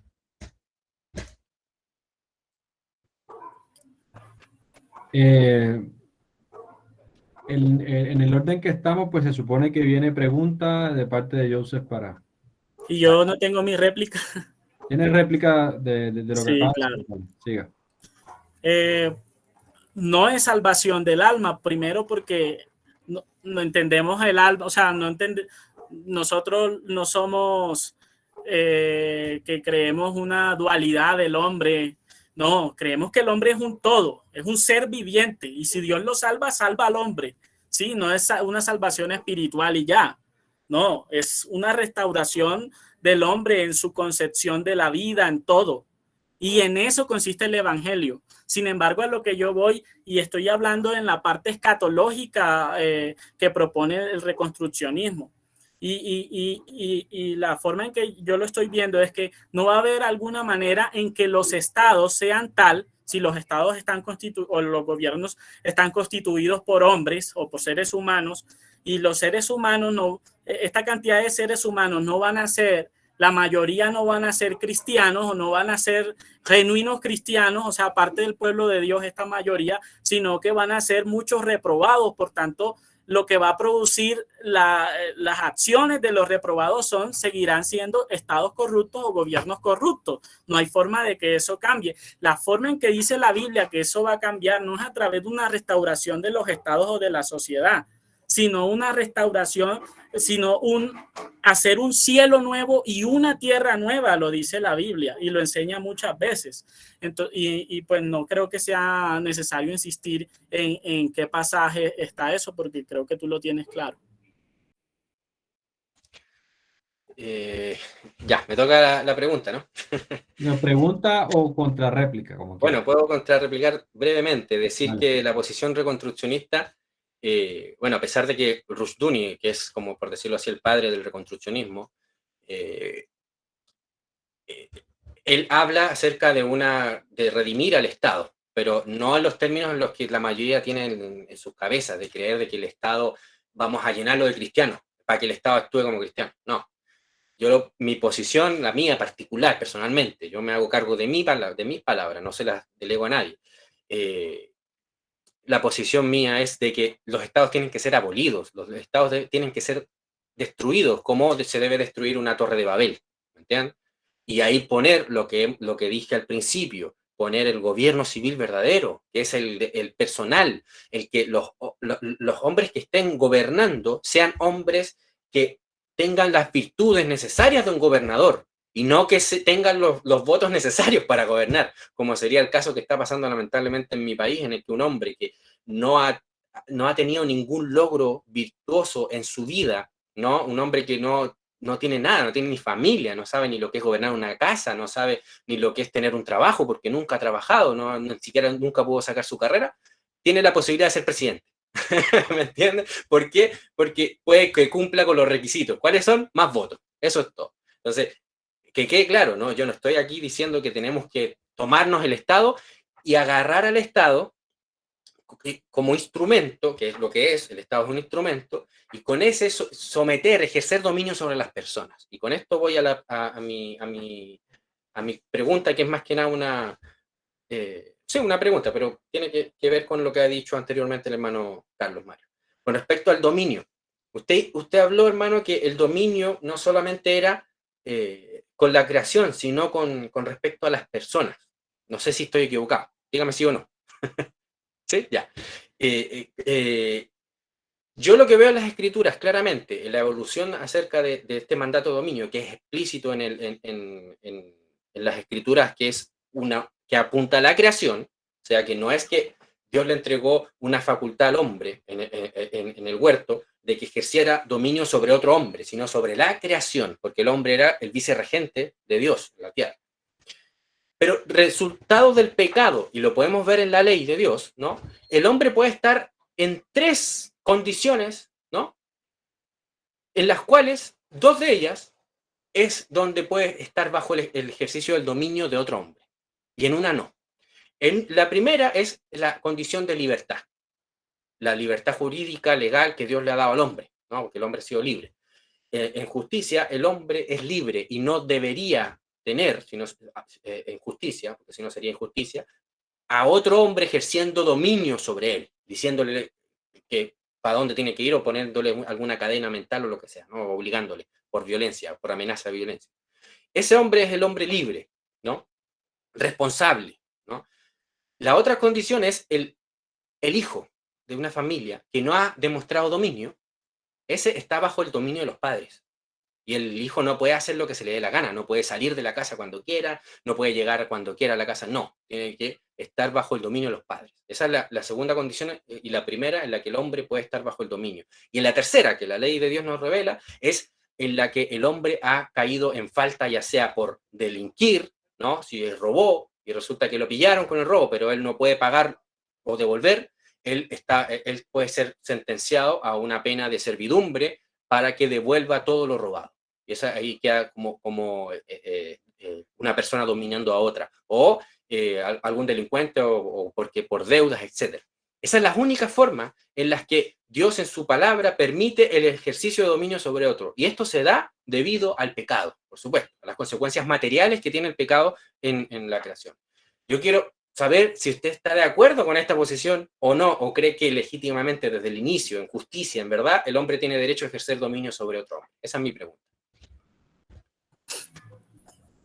Bueno, gracias. Fíjate si no es tan complicado esa teoría del reconstruccionismo que propone el hermano Youssef, que inclusive una persona creyente, y considero yo genuinamente creyente porque no lo conozco de ahora, el hermano, me refiero al hermano Youssef, le es tan difícil aceptar algo que he mostrado con la palabra de Dios al inicio de mi presentación, y con una exégesis básica de por qué el hombre ejerce dominio sobre los otros. Y he mostrado con versículos, hemos ido al original, del idioma original, y he mostrado que en Génesis 1:28 y Génesis 2:15 y basado en un estudio muy corto, exegético, de lo que esos términos significan en hebreo original, implica que ahí hay una facultad otorgada a los hombres como de dominio, y no solo a la naturaleza y de cuidado, pero de dominio y cuidado no solo a la naturaleza, sino que este sojuzgar y este dominar y este cuidar siempre está en relación en las diferentes partes en las que aparece en la Biblia, siempre está en relación con ejercerlo hacia otro, hacia una nación, hacia hijos, hacia otro. Lo que implica que, por supuesto, no estoy de acuerdo en el sentido de estrictamente de acuerdo con lo que tú dijiste, sino que creo que el hombre ejerce dominio sobre, o sea, Dios lo facultó, le dio la facultad de ejercer dominio sobre otro y de cuidar sobre otro, pero debido a la caída no lo ejerce de la forma correcta. Voy a tomar mi réplica. Hermano, discúlpeme, pero usted no hizo ninguna exégesis. Usted lo único que hizo fue tomar unas palabras del hebreo, ver su definición y sacar conclusiones de ella, pero usted no ha hecho ninguna exégesis en el texto. Exégesis es una interpretación que contiene claramente un elemento que es el de saber cuál es la definición de las palabras, pero eso no es exégesis, mi hermano. Exégesis va mucho más allá, ¿no? Tiene varios elementos, y usted ha tomado una palabra, la ha visto cuáles son sus traducciones, la ha justificado con bibliografía, y ha llegado a conclusiones. Pero eso, mi hermano, no es exégesis. Eso es, creo que se le llama falacia de... Ya se me olvidó el nombre, ya se me fue. Pero no es una exégesis, mi querido hermano. Segundo, decirle que el ejercicio del dominio que Dios ha establecido en el Génesis, el llamado al hombre, era claramente a la creación, porque no había otro hombre para ejercer dominio en ese momento, ¿no? Y una vez que hubieron otros hombres, el Señor nuestro Dios lo hubiese aclarado, pero no lo aclaró, no lo dejó en claro. ¿Por qué? Porque era claro el mandato. No había necesidad de aclarar algo que estaba claro en el mandato inicial, de que el hombre no está llamado a ejercer dominio sobre otro, que es lo que debemos definir como dominio también, porque a lo mejor el hermano ha definido de forma distinta lo que es el ejercicio de dominio, y en su mente cree que no es algo injusto o inmoral el ejercer dominio sobre otra persona de manera de cualquier hombre que lo pueda hacer. Con ejercicio de dominio, por supuesto, es la idea de someter, de sojuzgar, como mejor claro, aplastar, ¿no? Hasta como decía la traducción, ¿verdad? O las formas de definirla. Y es la idea de dominar, ¿verdad? En verdad, es una virtud de las escrituras dada al hombre, el que el hombre pueda dominar y someter a voluntad, como lo hace con la creación, a otro hombre.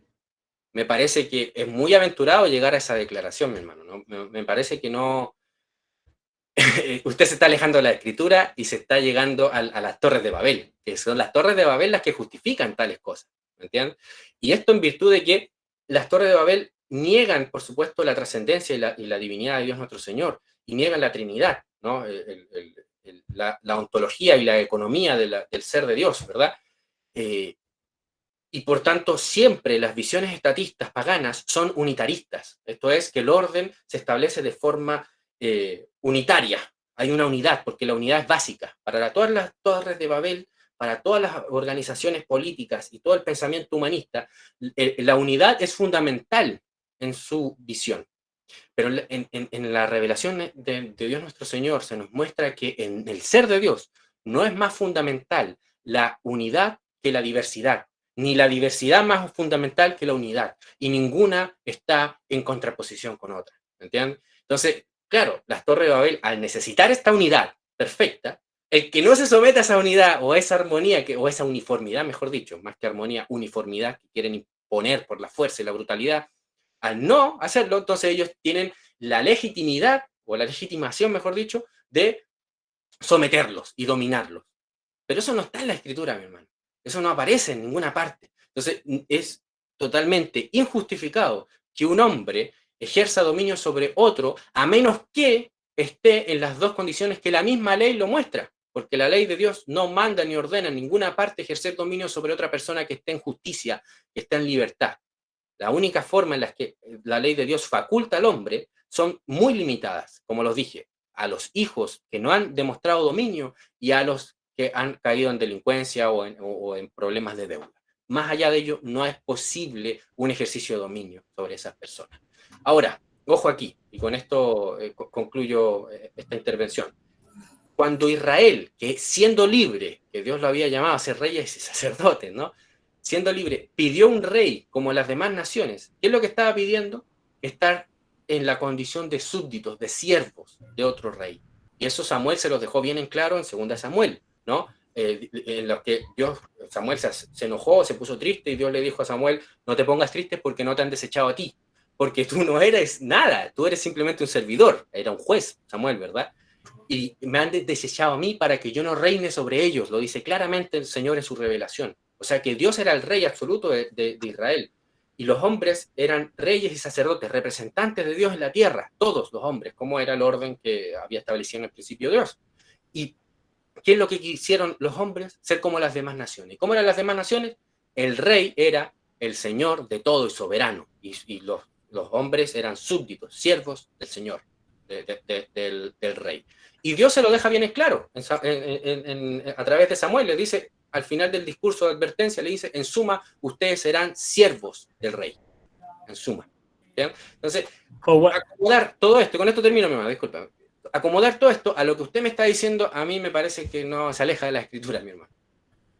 Howard, tengo un derecho a réplica porque hubo una declaración ahí directa. Dale, mira, tienes derecho a tu réplica y... cortica, no me demoro. Tranquilo, pero aprovecho para decirle a la audiencia que tienen la posibilidad de, es decir, pueden hacer una pregunta a Carlos y pueden hacer una pregunta a Joseph.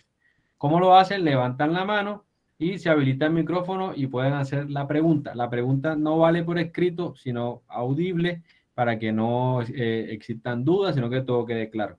Entonces, hace Carlos la réplica y quien quiera hacer la pregunta, por favor, levanta la mano. Sigue, Carlos. Bueno, de hecho, si la definición tuya de exégesis es esa tal como la dijiste, eso fue lo que se hizo. Se presentó un término, su original en hebreo, y cómo ese término es usado en otros pasajes de la Biblia. Y que se usa y concluimos o de cómo se usa ese pasaje para poder que nos arroje luz al pasaje que queremos estudiar. Eso fue lo que hicimos. Ahora, si tú no estás de acuerdo, si tú no estás, no estás de acuerdo con esa exégesis, pues ya es un problema moral o un problema tuyo, pero no necesariamente un problema de la exégesis o de la Biblia como tal, sino pues ya es un problema del oyente, de esa exégesis, del lector. Eso es lo que quería decir, Howard. Ok, entonces a los hermanos que están en la audiencia, si tienen alguna pregunta, por favor, este es el momento. Sin temor, que estos dos muchachos no muerden, mírenle las camisitas. O sea, nada más con las camisas pueden darse cuenta que son guapachosos, así que sin temor. Sigan.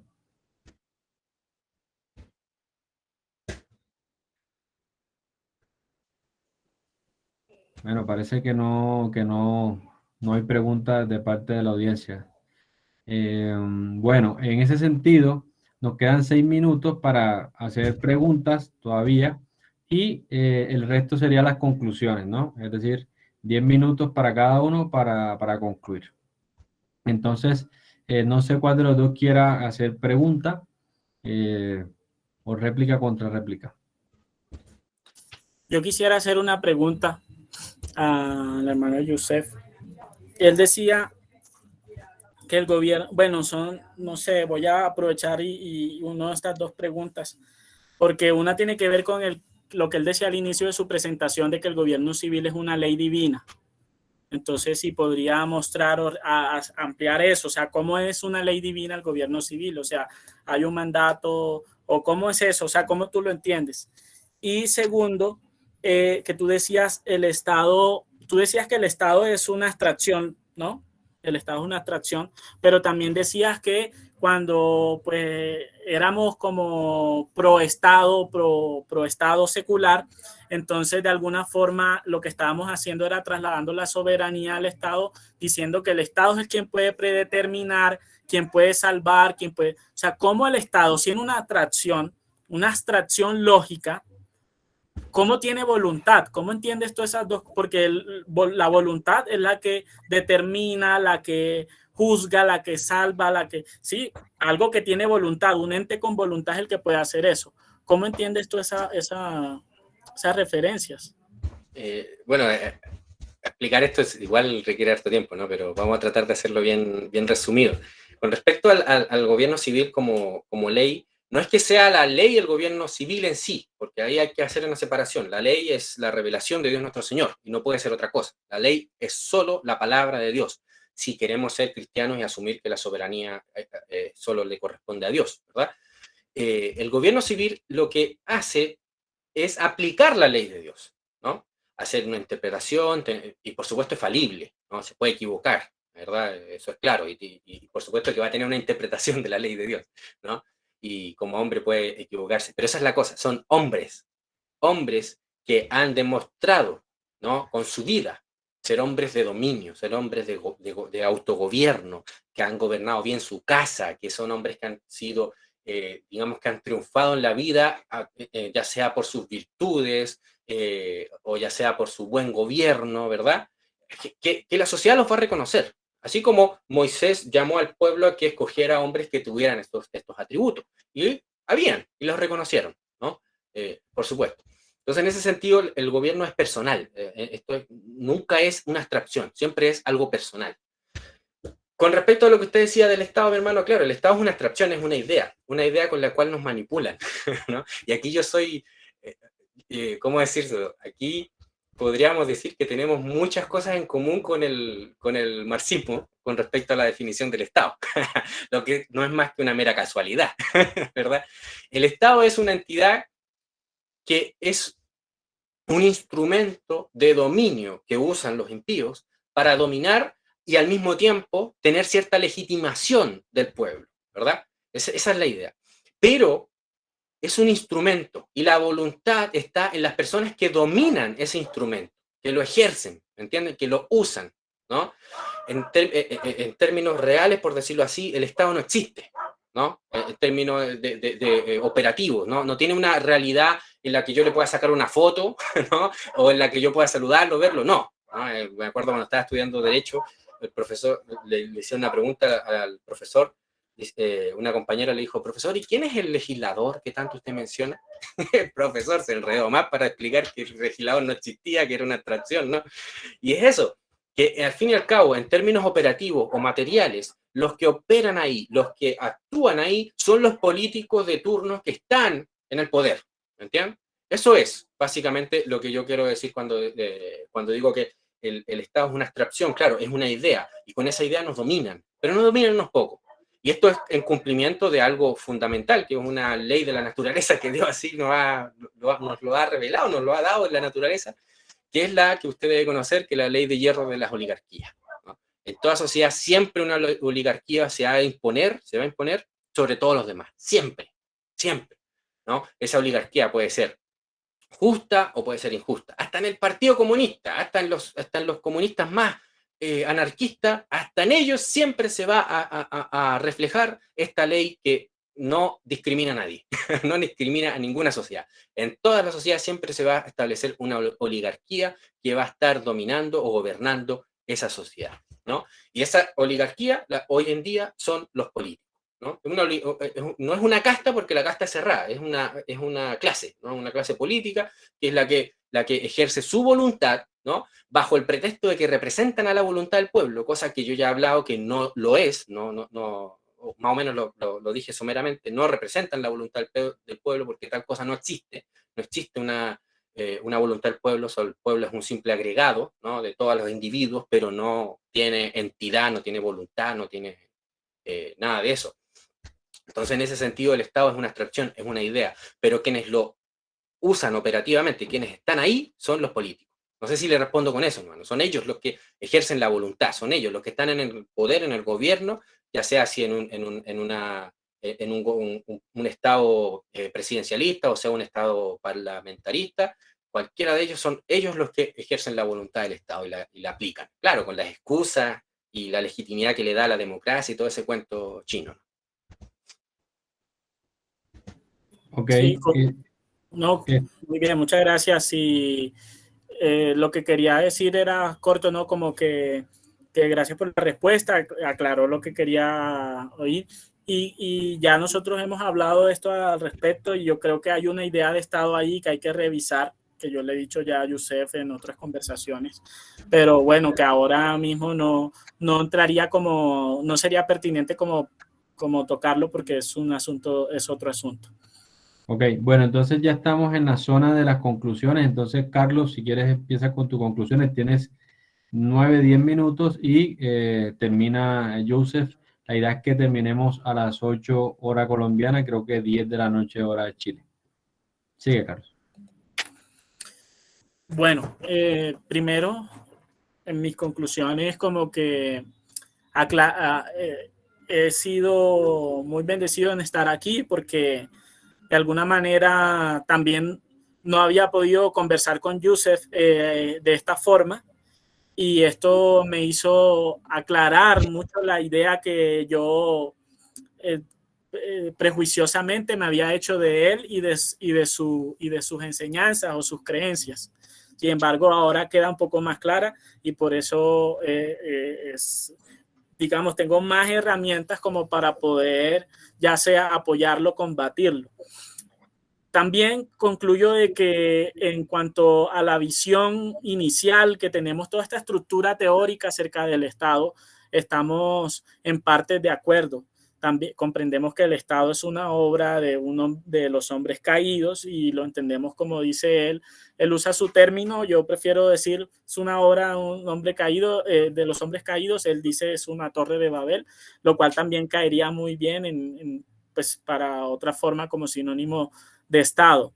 Sin embargo, nos diferenciamos en el propósito del Evangelio, en el propósito de la predicación y lo que él entiende como discipular a las naciones. Yo lo entiendo de una forma distinta. Sí que esto implique una espiritualización del Evangelio simplemente, sino que la salvación es, por supuesto, un cambio total de cosmovisión. Es un cambio total de visión de vida.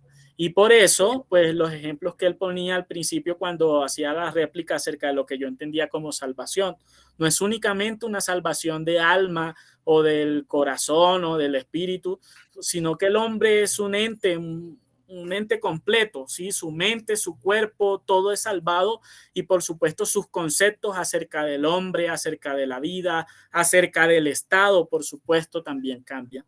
Entonces, la conclusión es que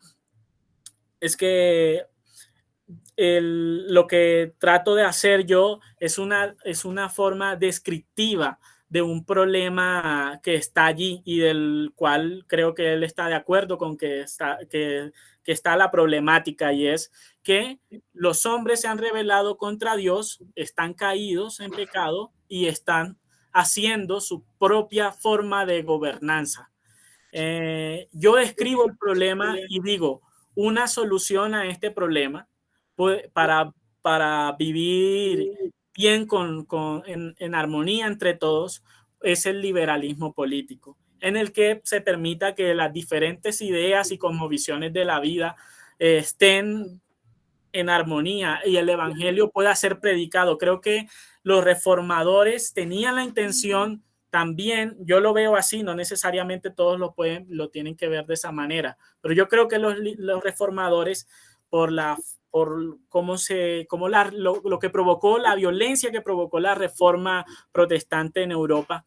Los reformadores también promovían un cierto tipo de liberalismo porque de esa manera el evangelio iba a poder ser predicado con seguridad, iba a poder alcanzar a muchas más personas y así a través del evangelio Dios salvar al hombre enteramente, sin que esto implique una extensión a la salvación de la sociedad, porque la sociedad está condenada al fracaso, está condenada a vivir lejos de Dios y los hombres y las familias están llamados a acercarnos a Dios, a arrepentirnos todos y a obedecer su ley y su palabra. Bueno, yo concluir, mis hermanos, que basándome en que mi intención, mi esfuerzo es siempre interpretar todos los fenómenos de la realidad de forma teológica, porque es la única forma en la que podemos entender más cercano a la verdad y a la realidad última de las cosas, todas las cosas, ¿no? ¿Por qué? Porque es Dios el que creó todas las cosas, y como dije al principio, hasta Él mismo crea la historia, Él la determina, la predestina, la crea, ¿no? La define, ¿no? Y por tanto, todas las cosas deben ser interpretadas teológicamente. En cuanto a esto, entonces, la propuesta que pone el reconstruccionismo, así bien, digamos, general, porque igual hay harta discusión dentro de los mismos reconstruccionistas, ¿no? Es la que el gobierno civil está meramente limitado a ser juez y no tener el monopolio del ejecutivo, ¿no? Tiene algunas facultades ejecutivas, por supuesto, pero no tiene el monopolio, ¿no? No tiene el monopolio del ejecutivo. La familia también tiene ciertas facultades ejecutivas, ¿no? Y por supuesto no es legislador. En ese sentido, yo desarrollando este pensamiento, mi hermano, ante el problema que nos pone el hermano Carlos Mario de que hay distintas formas de religiones o pensamiento, todo el tema, y entendiendo que la soberanía es trascendente, no es inmanente, uno de los problemas que hubo en la reforma y que generaron toda esta guerra y todos estos problemas es que ellos tenían la inmanencia del poder aquí, de que ellos controlaban el rey o el Estado, controlaba ese poder absoluto y que esta nación tiene que ser protestante o reformada. No pueden haber ningún católico, si no los perseguimos, ¿no? ¿No? Ese fue un problema debido a que no se reconoció correctamente la trascendencia de la soberanía de Dios y del poder absoluto, ¿verdad? Es un problema que tuvimos los protestantes en nuestra historia. Al desarrollar este pensamiento, yo veo que las comunidades cristianas van a desarrollar sus propias comunidades autogobernadas, en las que van a generar sus propios jueces, sus propios gobernantes, sus propios pastores, ¿no? Y se van a gobernar a sí mismos en independencia de los demás, ¿me entiendes? Y en tolerancia a los demás, sabiendo que hay que amar al prójimo, respetarlo, ¿no? Según los términos de la ley de Dios, no según los términos de uno, ¿no? En los términos de la ley de Dios. Y es por eso que creo en el derecho de secesión. Es por eso que creo que todo, desde el individuo, no una ciudad de una nación, sino desde el mismo individuo tiene derecho de secesión, tiene derecho de separarse del Estado si así él lo cree. El Estado, por supuesto, no lo va a permitir porque el Estado reclama soberanía, ¿verdad? Soberanía sobre todo, de individuos, sus casas, todas las cosas, ¿no? Pero como cristianos yo creo que la solución está en las escrituras, está en la revelación, está en la palabra. Y una de ellas es la de separarnos, como lo hicieron los primeros cristianos cuando empezaron a predicar el mundo. ¿Qué es lo que hacían los monjes? Se iban de las ciudades, se separaban. Y no sé cómo es que transformaron el mundo. No tanto dentro de la ciudad, que también lo hicieron algunos cristianos en la ciudad, pero también defender ese derecho de poder separarnos si queremos. Así como también defender el derecho de unión, pero todo en libertad, no en la imposición, no en el ejercicio del dominio que nuestro hermano Carlos Mario está legitimando. Porque si el gobierno civil tiene derecho a ejercer dominio, entonces va a poder decirle al individuo que no puede separarse de él. Reclamar el unitarismo, reclamar el absolutismo, la unidad como fundamental en la comunidad o en la nación, entonces va a poder ejercer dominio sobre las personas y obligarle a pertenecer a tal o cual, digamos, ordenamiento político. En ese sentido, creo que tenemos esperanza, mi hermano. ¿En qué sentido? En el discipulado. En el discipulado y en tomarnos en serio el cristianismo, tomarnos en serio que somos una nación, tenemos jueces, tenemos pastores, tenemos gobernadores, tenemos hermanos que pueden ser muy capaces, pero no lo estamos tomando en cuenta. ¿Por qué? Porque debido a que hemos comprado ese cuento del unitarismo, ese cuento de que la unidad es más fundamental en una nación, cuando en realidad lo que fue que hizo a Europa tan próspera y tan grande fue que Europa era dividida, era totalmente dividida. Alemania, antes de ser lo que hoy conocemos como Alemania, estaba dividida como creo que en 400 o 600 estados, lo mismo Italia, como en 200 estados. Y eso es lo que lo hizo próspero, porque si un individuo estaba siendo sometido bajo tiranía ante un rey, él lo que podía hacer es cambiarse a otro lugar que le quedaba cerquita, porque los estados no eran muy grandes, ¿verdad? ¿No? Y eso lo hizo la iglesia, eso lo hizo la cultura que la iglesia formó en la cristiandad. Y eso es lo que yo pienso que deberíamos trabajar para ello, no con la misma estrategia, no copiando exactamente lo mismo, porque hemos aprendido, hemos evolucionado en nuestro entendimiento mucho más. Ya no nos vamos a estar peleando porque usted es presbiteriano y yo soy anglicano, o porque usted es católico y yo soy pentecostal. Yo pienso que esas peleas se han superado, ¿no? Y si empezamos a desarrollar sociedades, verdaderas sociedades, como ocurrió en el principio en Roma, los primeros cristianos, que se hacían verdaderas sociedades donde habían jueces, donde habían tribunales cristianos, a tal punto que los romanos paganos iban a los tribunales cristianos en vez de ir a los tribunales de Roma, porque veían que los tribunales de Roma eran injustos y los de los cristianos eran justos. Y empezaron a transformar Roma, empezaron a transformar el mundo. Lo podemos hacer, pero desde abajo, desde el individuo, desde las familias. Y las familias en las comunidades, las asambleas, que son las iglesias, ¿no? Hacen sociedades, y esa sociedad va a reflejar el orden de Dios, el orden civil de Dios, el orden de la sociedad de Dios.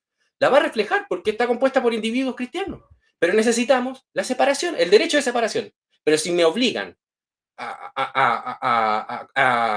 estar en unidad con los del mundo, pues claro, nunca se va a reflejar eso, porque siempre va el mal a imponerse, a tratar de imponerse ante los principios del cristianismo. Y cuando el cristiano accede a la neutralidad, pues ya triunfó la serpiente, ya triunfó el enemigo, ¿me entiendes? La única forma en la que prospere una sociedad cristiana es cuando nos separamos del mundo para disipular al mundo, que suene paradójico. Nos separamos, pero ¿qué pasa si una comunidad se separa? Se va y empieza la comunidad a prosperar en justicia, en verdad, ¿no? ¿Qué van a hacer los demás? Van a decir, queremos vivir como ellos. Eso es lo que pasó con Roma, los primeros cristianos, y eso se desarrolló en Occidente. Y eso es lo que apunta el reconstruccionismo, la reconstrucción de la sociedad a través de la regeneración, no a través de la revolución, no a través de las armas, no a través del Estado, sino desde abajo, del individuo, las familias. Y las familias componen sociedades, y ahí es cuando nos empezamos a ayudar mutuamente. ¿Por qué? Porque las familias son uno de los principales ejecutivos de un gobierno en una sociedad. Por eso es que las familias en Roma se repartían a los niños, ¿no? Tomaban los niños huérfanos, los que votaban, los tomaban y se los repartían entre la familia. Llevaban a cabo los tribunales, los juicios, se ocupaban del pobre, de la viuda, ¿no? No el Estado, no el gobierno civil, no Roma, ¿no? Sino la iglesia. Eso es lo que está llamada la iglesia, pero desde abajo, de abajo. Y tenemos al Espíritu de Dios, que es Dios y que nos da el poder de hacerlo. Porque si fuese en términos humanos, ¿no? Lo único que hacemos es el mal. Lo único que vamos a hacer es generar guerra, discusiones estúpidas y violencia. Pero si es en el espíritu y bajo la palabra de Dios, y si definimos como definía el gobierno civil, bajo los términos que lo dije, que es solamente un juez y que debe aplicar la ley de Dios, pero la ley que se le ha dado a él para que aplique, no toda la ley, porque no toda la ley le ha sido dada al juez para que la aplique, pues ya no tendríamos esos problemas que usted tiene que ser presbiteriano, y si es católico lo va a ser juzgado por el Estado o por el gobierno civil. No, porque el gobierno civil no tiene esa facultad de entrar en la conciencia de las personas, cosa que sí pasó en la Reforma, lamentablemente, debido a estos errores teológicos que tenían. Pero nosotros, que heredamos toda la enseñanza de todos estos hermanos, grandes hermanos, ¿no? Que cometieron muchos errores, así como yo los he cometido, vamos evolucionando nuestro pensamiento teológico, no en términos darwinianos, sino en términos de ir depurando la verdad bíblica, depurándola.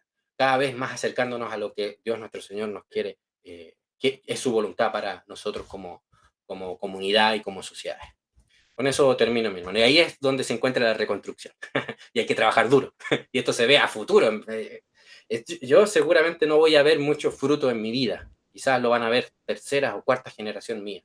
¿Entiendes? Pero el cristiano piensa a futuro. No piensa inmediatamente como el pagano. El pagano quiere todo ahora. Nosotros miramos hacia el futuro, ¿verdad? Y vamos a conquistar y vamos a ganar porque la palabra de Dios así lo dice. Vamos a ganar. Eso, mi hermano. Muchas gracias, Joseph, y muchas gracias, Carlos.